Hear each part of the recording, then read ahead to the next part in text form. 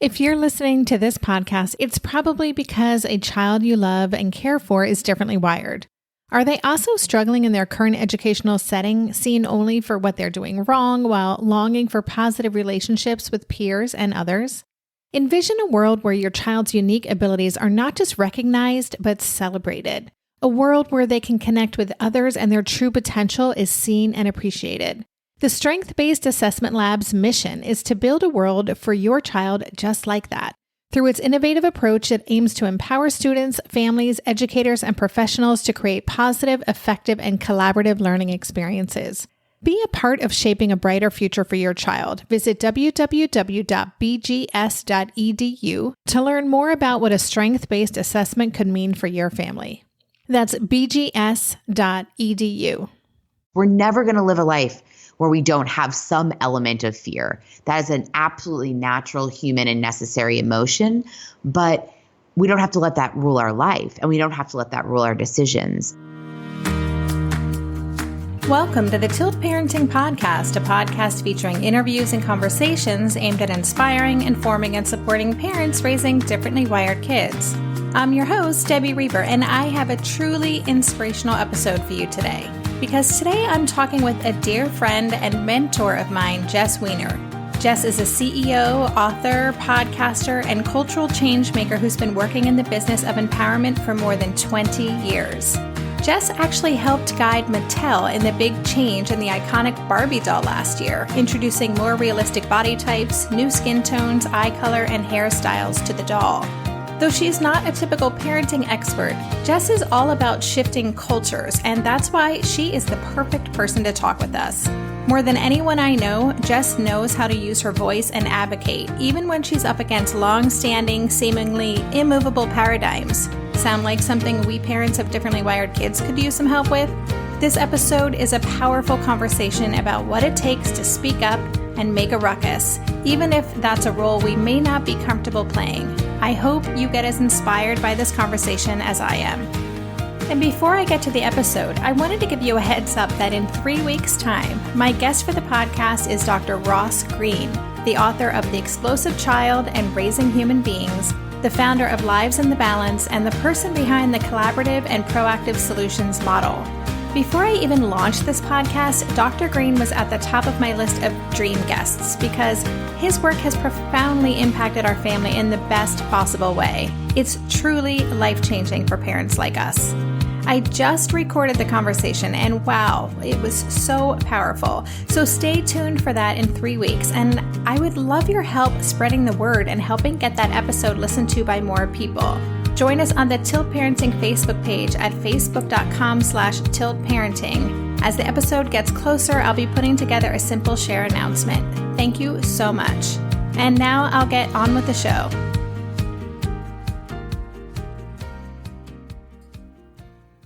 Hey, Jess, welcome to the podcast. I'm so happy to be here with you. I'm excited to have you on the show. This is a conversation I've been wanting to have for a while, and you are the perfect person to talk about advocacy. This is something that a lot of parents like me, parents raising differently wired kids, find ourselves in situations where we are having to advocate for our kids, and it's really uncomfortable for us. And so I thought this would be, you're not the typical guest. A lot of our guests are parent experts, but I just appreciate what you do in the world and your experience. And I know that it's going to be really helpful for parents. Well, thank you. I'm very happy to be here. I think advocating in any way, shape, or form, like you said, is really uncomfortable. And anything we can do to get people more empowered to speak up, that's what I'm all about. That's awesome. Well, just as a way to introduce you, would you mind I know you've evolved and grown through many different phases in your life and career, but could you kind of give us a little bit of the highlights of your backstory so we understand where you're coming from? Yeah, sure. I've been a social entrepreneur for 25 years, and my focus has been on women and girls and confidence. That's really been the key area of my research and empowerment work and consulting work. And I think over the course of these 25 years, as you mentioned, you go through various stages as an entrepreneur trying to solve, for me, a social problem, which was representation of girls and families in the media, and how do we create an atmosphere where everybody's really represented so that you feel seen, because we know that when people feel seen, they feel acknowledged and loved and accepted and valued, and that's the world that I want to create. But it's interesting because now I tell people I'm in the business of empowerment, because really at the core of what I do, I run a consultancy that works with brands and organizations and helps them to better understand the issues that impact women and girls. And so I've had great opportunities to work with campaigns like the Dove Real Beauty campaign, which I've been an ambassador for the last 13 years, and have helped recently in the last year to change Barbie's body, to make her body more diverse and different skin tones and body shapes and hair textures. And so all of the work that we do is about moving our culture forward, which is why, Debbie, I was so excited to be able to share a conversation with you on your amazing podcast, because an issue that really does impact women and moms and dads and families is handling and navigating through a culture that doesn't often acknowledge differently wired kids in a way that can feel empowering. Yeah, absolutely. I mean, everything you talked about and that deep desire to feel seen, it's something I talk about a lot, that we want our kids to be seen and appreciated for who they are. Yeah. And as parents, we often feel that we are kind of kicked out of the club. Our experience isn't validated, it's not understood, and there doesn't really seem to be any interest in understanding what's going on with this, because it's uncomfortable for parents of neurotypical kids often to really acknowledge what's happening with us, because this is my opinion, but then they'd have to take a closer look at what's happening with their own child and realize that the system as a whole is really not working for most of us.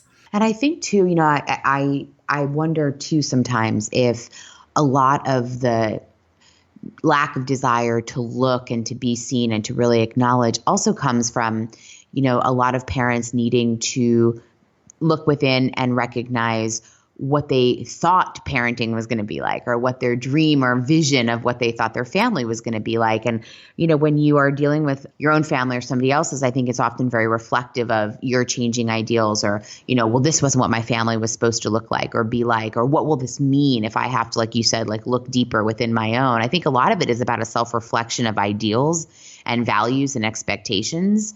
And that doing that kind of self-reflective work is so important, not just for our children, but for ourselves. But, it's not what gets prioritized in this culture at all. Well, it's work, and it can be uncomfortable. And I think a lot of parents, especially if our kids are neurodiverse, our kids are our biggest teachers, right? So they trigger, we don't really have a choice. We can either lean in and go there, or we're going to be struggling in really understanding who our kids are. But yeah, I think it is hard work. And so if you can avoid it, then I think that's the easier, not as fulfilling, but it's the easier path, at least initially. Yeah. And it always comes and bites you in the butt, though. You can't really avoid the truth for very long. That is a good point. I want to talk about this idea of bravery. That is a word that I would definitely look at you, and you are someone I would consider to be brave in the way that you've shown up and the work that you've done. What is your definition of bravery, and what have you learned about stepping into your own bravery? That is such a good question. I think it's something I've learned to really love about myself, is that I do have a pretty high tolerance for my own fear. And what I mean by that is I define bravery as much like I would courage, which is like feeling fear and doing it anyway. And I have really developed and cultivated the bravery muscle for myself in that I'm connected to my fear. I even have a name for it. I have my fear voice has her own name. And I get to really get connected to that because my fears become my greatest teacher. And through that, that's how I've learned bravery. So I'll give you an example. If I'm afraid to go into a meeting and ask for something that I want or recommend something to a client, and I'll usually just get a little deeper into, what is the worst thing that can happen, or what am I really afraid of? I'm afraid of looking stupid. I'm afraid of not knowing something. I'm afraid of being vulnerable. I'll go through the list of things. And once I started putting names on those fear elements, the ability to actually challenge that became easier and easier, because when my fear name didn't have a title and when I couldn't actually call it out, then I didn't know how to combat it. And so my bravery literally is like a muscle that I exercise over time, which is, okay, I'm walking into this meeting and I'm afraid of looking stupid or I'm afraid of not sounding right. All right, well, what's the worst that can happen? Somebody thinks I'm stupid. Well, guess what? People are going to think you're stupid whether you're the smartest person in the room or not. I can't control that. I can't control them. So what can I control? Oh, okay. I can control what I say. I can control how I say it. I can control the intention of which I share this information. And when I pull all that back to myself, I think that's what actually fortifies my bravery is I've brought it back to me. What can I control and what can I do? And then I work with myself and I say, okay, the best that I'm going to do is show up and be vulnerable or authentic or genuine. And I leave the rest on the table. And that's the kind of way that I've flexed the bravery muscle over time is I've looked fear straight in the face and I've just said like, not today. I'm going to do it anyway. And, and it's not always been that simple, but it's definitely a process and a framework that I use. And you talk about that bravery is a muscle that you flex. So has your experience that it gets easier the more you do it? Sometimes, to be honest, I immediately wanted to say yes, but sometimes I think most of the time it gets easier. And then there's a new thing for me to learn as a human, right? And I discover a new patch of fear that I didn't know that I had before, or I fall deeper into a space of fear or concern that I didn't have before. But I love that acronym for fear, which is false expectations appearing real. Have you heard that before? I haven't. I love that. False expectations appearing real, meaning that all this fear that's in our head are false expectations that we think are real. So we act as though they're really happening. And when I think about that, again, it pulls me back into my body and I get to recreate that moment. And so I think it gets easier when you have more experience, much like anything, right? I mean, parenting gets a little easier the longer you do it. I think business gets a little easier the longer you do it. It doesn't mean there aren't challenges, but you do get to see yourself master some things over time. Yeah. And what I like about this conversation is it's a reminder that fear isn't something we want to avoid. And there's a lot of talk out there about say no to fear. But really it's about befriending fear, getting to know fear, getting to recognize, you have a name for your inner fear voice. Mm-hmm. But, it is, I think of it as getting to know that yes. voice. And like, I see you, I know what's going on, but I'm not going to, today I'm going to say this instead. And so I love that perspective on fear. It's actually one of the things that I think we're doing the biggest disservice to our kids about is not teaching them about their shadow selves. My fear is part of my shadow self, my fear and how scared I can get of not appearing right or smart or this or that is the darker part of me, right? It's the part that causes pain and stress and anxiety and, negative thoughts. And I think sometimes with all of this sort of like rah empowerment messaging that is maybe well-intended, but kind of feels hollow and falls short of actually giving our kids like a framework and a tool of how to look at that fear, how to acknowledge it, because it is part of us. We're never going to live a life where we don't have some element of fear. That is an absolutely natural, human, and necessary emotion, but we don't have to let that rule our life, and we don't have to let that rule our decisions. And so I think, learning how to embrace the shadow part of ourselves is really important. And I imagine for families who are embracing and looking at how to navigate in a culture that doesn't respect or acknowledge or appreciate what's going on in their family, that's the fear that comes up of not being included and not being seen. And how do we acknowledge that fear and not be afraid of it, but not let that dominate our lives? So let's shift the conversation to advocacy, because that's something I think we all need to know how to do. So many of us are having to perpetually advocate in schools and, being that squeaky wheel and fighting for our kids to get services, dealing with insurance companies. I mean, it just goes on and on. So, and again, that's a role that many parents are uncomfortable with. Many women that I've talked to in particular struggle with that role. And so when we talk about advocacy, what makes a good advocate? What do you see as being the key ingredients for being a good advocate? Well, I think, first of all, like you said, most of us, the advocacy or the need to advocate is sort of thrust upon us by a circumstance or an experience, right? You're a parent of a differently wired child, or in my case, I was growing up in a culture that wasn't acknowledging various body shapes and sizes in the media, and I wanted to advocate for the ability for all girls to be seen. Sometimes experiences or situations get foisted upon us that make us an advocate, right? So I want to also acknowledge that I don't think we all wake up and we're like, hey, I'm going to go walk upstream today. This sounds like fun. Like, I think, our life calls us to do that. But I think the key ingredient to your point is obviously a deep passion. But I would actually say more so than passion, it's an intention. It's an intention to have changed something, to have a vision, and to know exactly specifically what you want. Because I think nobody is successful as a general advocate. People need to be very specific, right? You need to be able to know exactly what you're asking for to understand how to measure impact or success, or, what do you want to have happen? And I think sometimes there's a lot of complaining, but that's not advocacy. I think advocating is a part education. It's a part negotiation. It's a part inspiration. There's lots of tactics that advocates have to use to get their point across. And oftentimes when we're hurt, when we're upset, we use anger as the biggest piece, right? I'm angry. I wasn't included in this, or my family wasn't included in this, or I need to fight for my right. So we feel angry because we have to fight, right? And we feel fearful, and anger is a great fuel for advocates. And I actually think it's a great tactic, but it's not the only tactic. Sometimes if you're talking about the education system, as much as you may not want to as an advocate, you're going to have to become part, educator and inspiration in chief to get people on your side to understand and see your point of view. I look at these tactics very similarly to I look at a marketing or PR tactic. You're trying to change a person's point of view, whether they're your insurance auditor, whether they're your teacher, whether they're your neighbor, whether they're the parent of a friend. Like, you're trying to change someone's POV, and you're going to have to use many different ways to do that. Darren and I are prepping for a big move at the moment, so we are fully leaning into any and everything that simplifies things, and that absolutely includes mealtimes. At a time when my executive functioning skills are being pushed to the limit, even planning and executing dinner for our family these days can feel like a really big lift. That's why I'm especially grateful for Green Chef, a meal service that offers pre-measured and prepped ingredients to my door.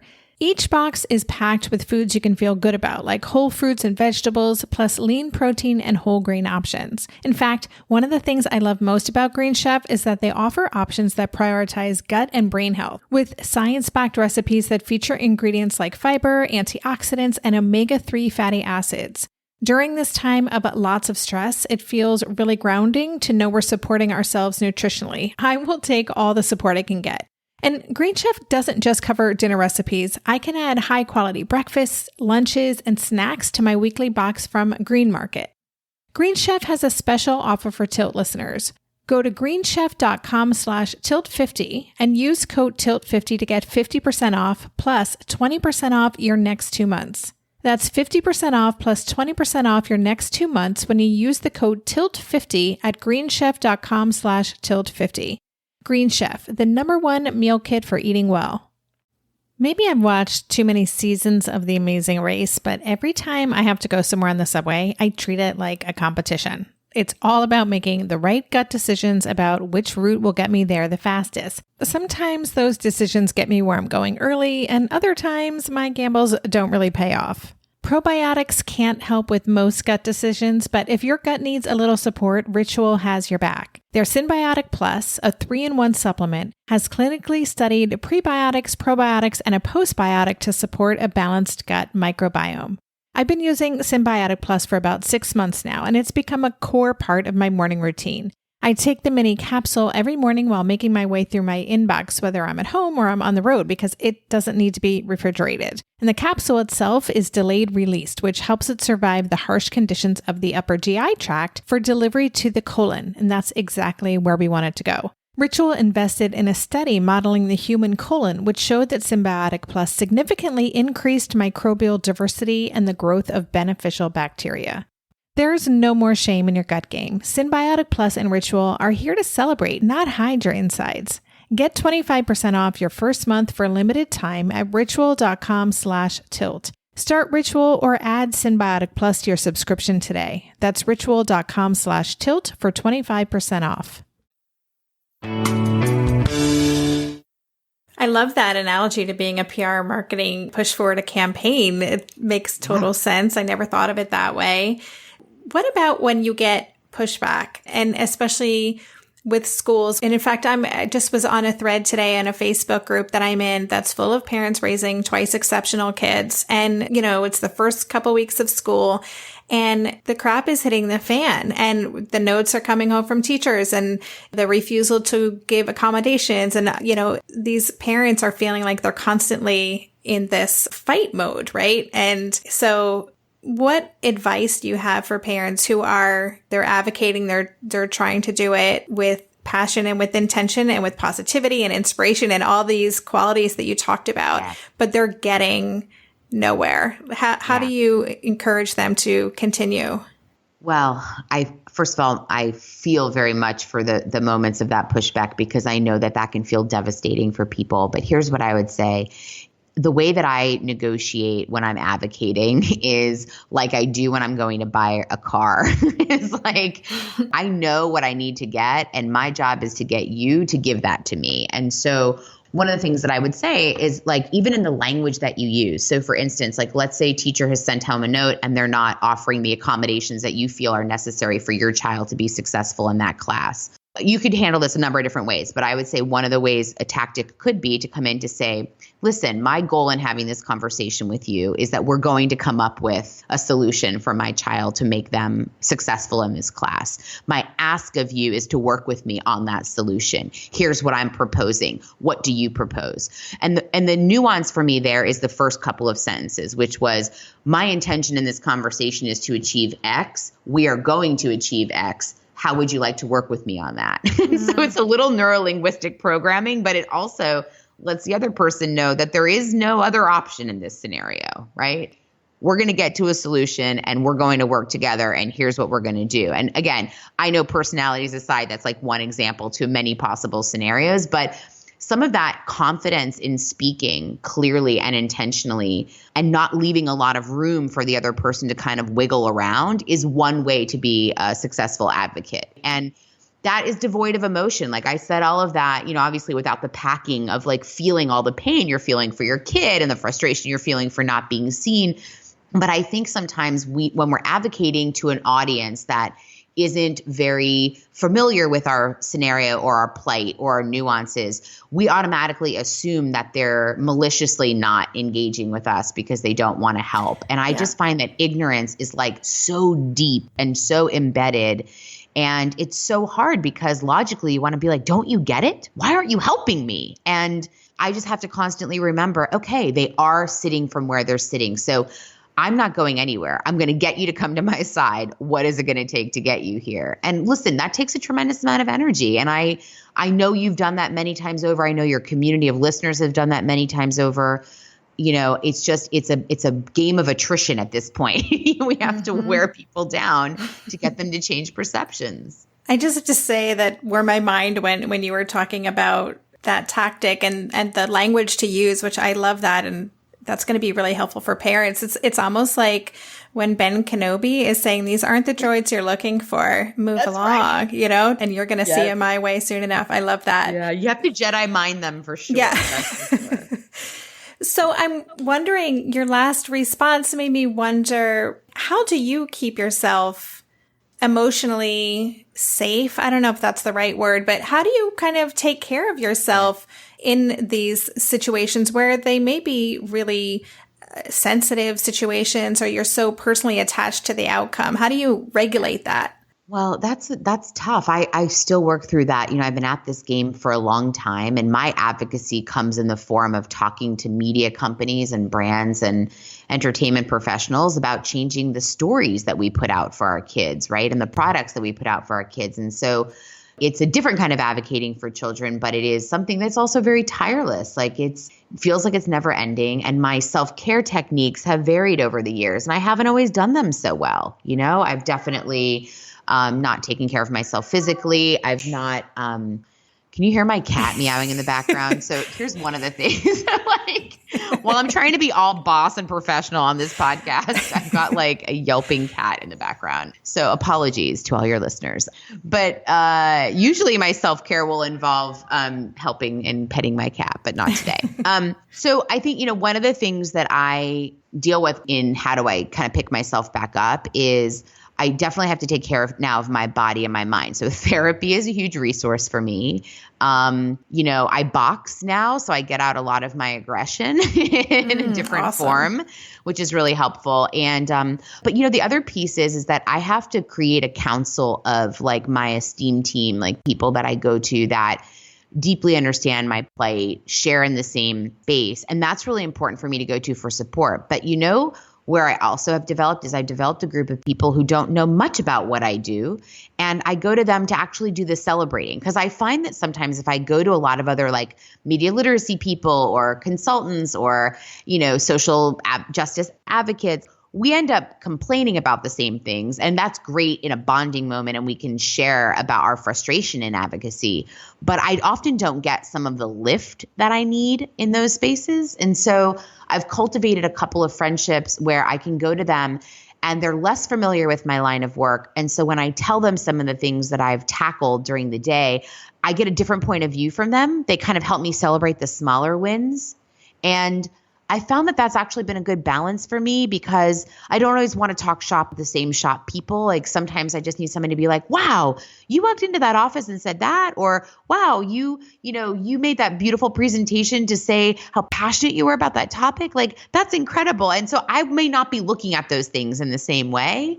And I think finding a lot of different voices to contribute to your journey as an advocate is very important. That's such great advice. I think that's something that a lot of parents in my situation, we really work hard to develop those connections with which is with people who get us, But I love that reminder to have relationships with people who can just celebrate you and even just taking the time to acknowledge the victories because they sometimes feel like they aren't as frequent as the problems and challenges. That's a great reminder. It's become a lifeline for me because otherwise I lose sight of the small wins. And I think when you're, when you're in the fight and the journey of getting people to have a deeper understanding about something they don't know about, it's a process. And that's the other thing is I've had to develop more patience than I ever thought I would have in my life. Yeah, big change can take time. I mean, just watching you push towards change, especially you mentioned the body shape change and the changes that have happened to Barbie in the past few years. That I know that was a long journey for you. Yeah, that was a lot of, it was about 6 years of work internally. And yeah, and there's lots of days you come home and you think, I mean, listen, even a more recent example is I work with movie studios now and trying to get them to change their representation of, women in front of and behind the camera. And whether it's in Barbie or in studios like that, you come home and you're like, this is never going to happen. This is never going to happen. This is never going to happen. And then something happens. And then you realize that for me, the long game and my intention around the long game is changing a system. And I imagine, Debbie, it's very similar to what you and your community are talking about as well. You're trying to change not only a cultural system, an educational system, a parenting system, a medical system in how we treat, acknowledge, engage, differently wired kids. And so it's a systemic change, and that is not a short-term play. That's a long-term play. Yeah. So I have to also pull myself off of my own expectations at times. And I understand there's a different immediacy when you're talking about your child versus talking about like an element of entertainment culture. They're not the same, but I think elements are similar in that for me as an advocate and as a fighter, I've got to modulate my energy around that. I've only got so much energy in the day to be irate about everything. And my God, living in the world that we're living in now, every day of a news cycle feels like 10 years. So I've got to, you've got to do the self-care. You've got to do the different kinds of input in your life. And you've got to also, I think, be very honest with yourself about what you expect to accomplish and manage expectations in that way.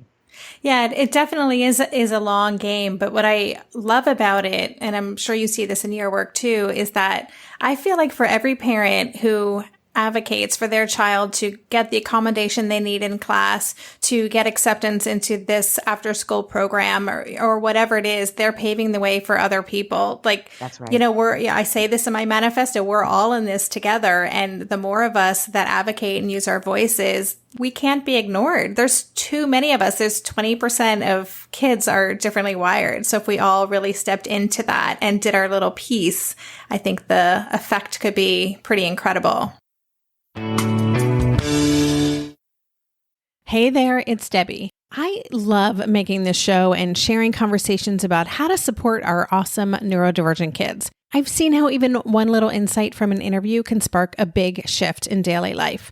But I know that raising complex kids can be messy and lonely. And just when we think we figured it out, something comes up that boots us right back to feeling overwhelmed and stuck. That's why I've poured everything into creating a way for parents like us navigating complex parenting journeys to join together and chart a path that feels positive, hopeful, and doable.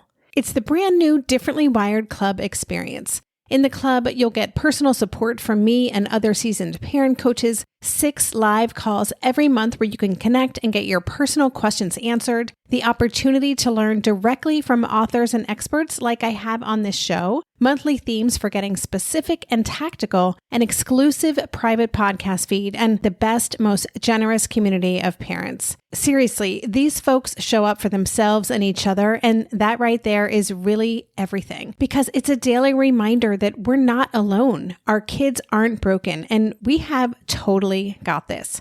The recently rebooted Differently Wired Club is on a brand new platform with its very own iOS and Android app. It is such a great space.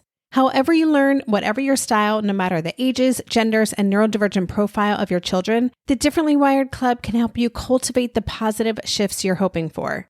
Join us today by going to tiltparenting.com/club. That's tiltparenting.com/club. I hope to see you on the inside.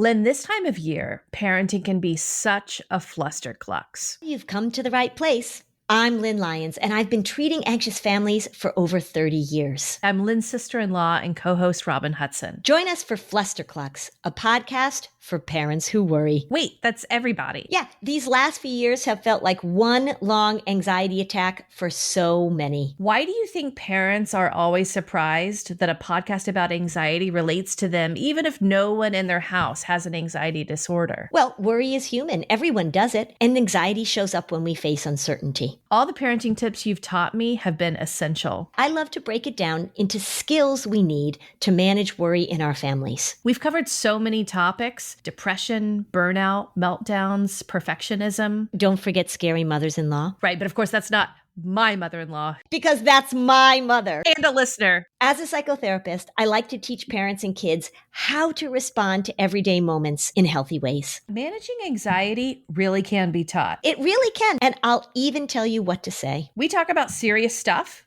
but without being too serious. Anxiety wants everything serious. Anxiety doesn't stand a chance when we're laughing, even about the tough stuff.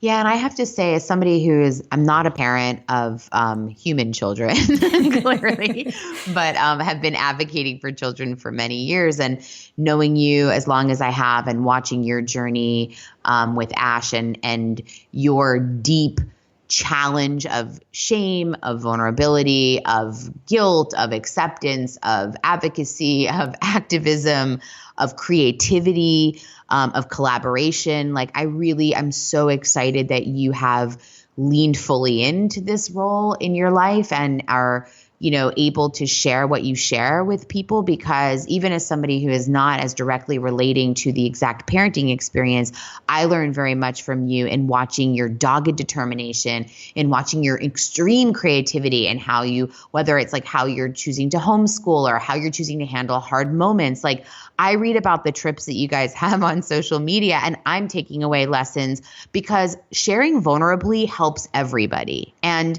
I think in a world where parents have, I love Twice Exceptional, Differently Wired. I love all of this language, like amazing children, right? Mm-hmm. I feel like when you have leaned into the gift you've been given and the challenge you've been given, and you share vulnerably from that, everybody can learn from that. And so I think so many people that are listening right now are already trailblazing new paths for people in their lives, and they just don't know it. And you've certainly done that for so many people. Thank you. I so appreciate you saying that. Well, listen, I want to ask you one more kind of big question, and then I'm going to let you get on with your day and your cat. I'm just curious. So I'm hoping that this conversation has been inspiring for parents, and they're feeling their advocacy muscles are starting to flex. Maybe they're doing some stretching and getting ready to go in. Do you have any advice for parents who are finding themselves in this space? They want to do something and they're facing some resistance, but they're kind of ready to move forward. Like, any words of wisdom for them? So 2 things I would say. I would write a letter to yourself in a moment where you're feeling great, okay? When you're like super high on what you're doing and how you're feeling about things. And in that letter, summon all of that courage and that wisdom and that bravery to talk to your shadow self, to talk to your fearful self, to talk to yourself that may have some doubts about the road ahead in advocacy, or, just the ones that doubt about the success of what they're doing.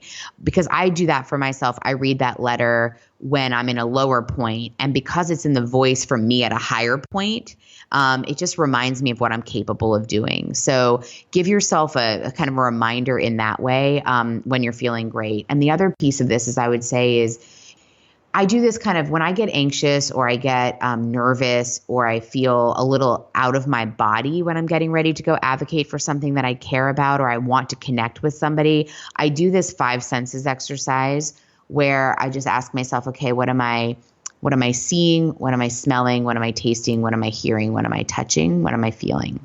And it just brings me back into my body. It just reminds me, like, even in those moments of tension, even in those moments of fear, like, I'm here, I'm alive, I'm present, I've got this, like, I'm connected to my body, I'm going to get my thoughts together and I'm going to go forward. And these are 2 tactical things that I do that keep me in the advocacy fighting mood, right? Because I need to remind myself that I've got the ability. So I use my own words to do that. And then when I'm in this space, I have to remind myself to stay in my body so that I can be fully present for my life. And that's how I use the 5 senses. So I think, for those folks that are listening that are in the middle of a battle or really, struggling with how to even get started, just keep some of those tools handy so that, again, like an athlete, like somebody who's going to flex this muscle, these are your practice tools. This is your strength conditioning and your training.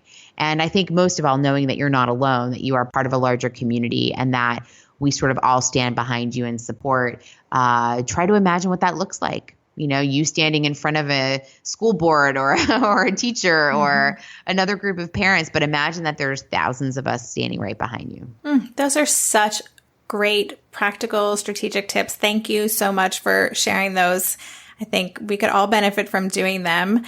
And before we go, I want to make sure people know where to reach you and where to find your podcast. So would you mind just letting us know the best places to connect with you?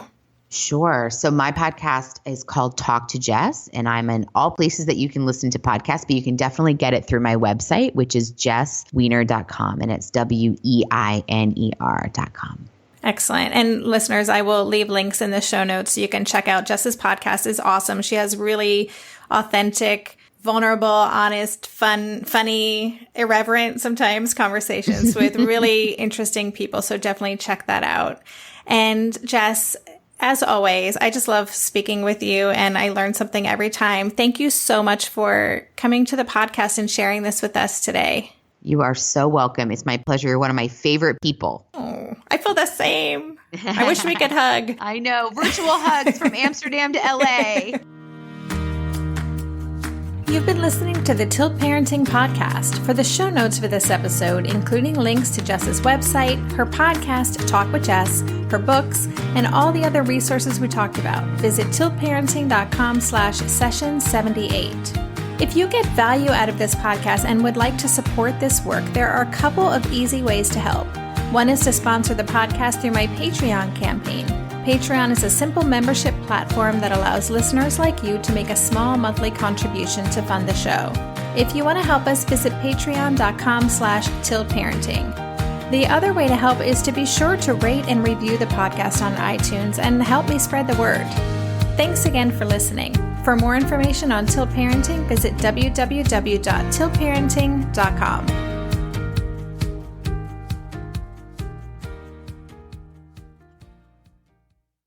If you're a parent, I invite you to join us at the Mindful Mama podcast, where it's all about becoming a less irritable, more joyful parent. With sometimes hilarious and always thought-provoking experts and friends, at Mindful Mama, we know that you cannot give what you do not have. And when you have calm and peace within, then you can give it to your children. I'm Hunter Clark Fields, and I can't wait to see you there. Listen in to the Mindful Mama podcast.